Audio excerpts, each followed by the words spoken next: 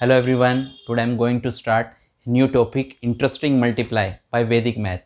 ठीक है, मैंने यहाँ कुछ नंबर लिखे हैं, मल्टीप्लाई करनी है। नॉर्मल मैथ से आप कैसे कर सकते हैं, वैदिक मैथ से आप कैसे कर सकते हैं। तो आप खुद सोचिए कि इन नॉर्मल मैथ से यदि हम मल्टीप्लाई करें तो आपको कितना समय लगेगा। मैं एक नंबर की मल्टीप्लाई कर रहा हूँ और आपको उसी तरीके से फिर सारी मल्टीप्लाई आप करके देखेंगे तो आपको कितना समय लग सकता है, आप खुद अंदाज़ा लगा सकते हैं। सबसे पहले तो 2 डिजिट की मल्टीप्लाई है, तो इसका 3 स्टेप में हमारा आंसर आता है कि 2 8 जा करते हैं हम 16, कैरी 1 आता है, फिर 2 8 जा 16 और 1 17।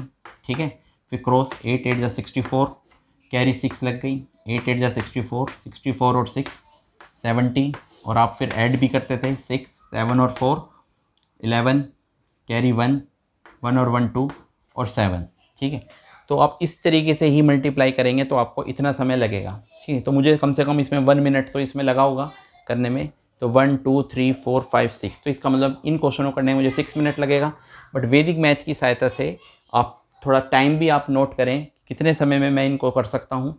ठीक है, फिर आपको इसका तरीका बताऊँगा। सबसे पहले मैं इसको जस्ट वो जल्दी से आपको करने के बताऊँगा, आप टाइम भी नोट कर सकते हैं। मैं इसका सबसे पहले आंसर लिख रहा हूँ।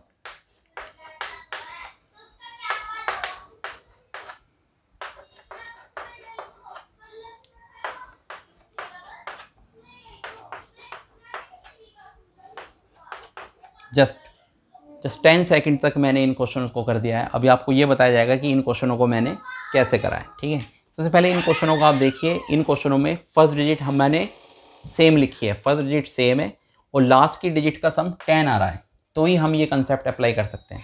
फर्स्ट डिजिट सेम है, लास्ट डिजिट का सम 10 है, फर्स्ट डिजिट सेम है, लास्ट की डिजिट का सम 10 है। सभी नंबर ऐसे हैं कि फर्स्ट डिजिट सम सेम है और लास्ट की डिजिट का सम 10 आ रहा है, तो ही हम ये अप्लाई कर सकते हैं। मेथड कैसे करेंगे, ये नंबर 8 है, 8 के बाद क्या आता है, 8 के बाद आता है 9, तो 8 9 जा 72 और 2 की 8 में मल्टीप्लाई करेंगे, 2 8 जा 16, सीधा आंसर आ गया।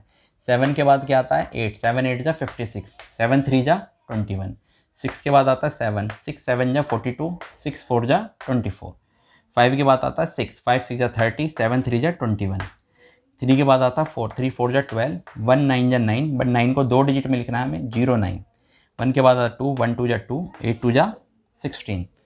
तो आपको ये क्वेश्चंस वैदिक मैथ की सहायता से आपको पता चलेगा कि वैदिक मैथ की सहायता से हम कितनी जल्दी मल्टीप्लाई कर पा रहे हैं। इंटरेस्टिंग मल्टीप्लाई है। नॉर्मल मैथ और वैदिक मैथ में आप डिफरेंस भी देख पा रहे हैं, कितना समय हमारा बचता है।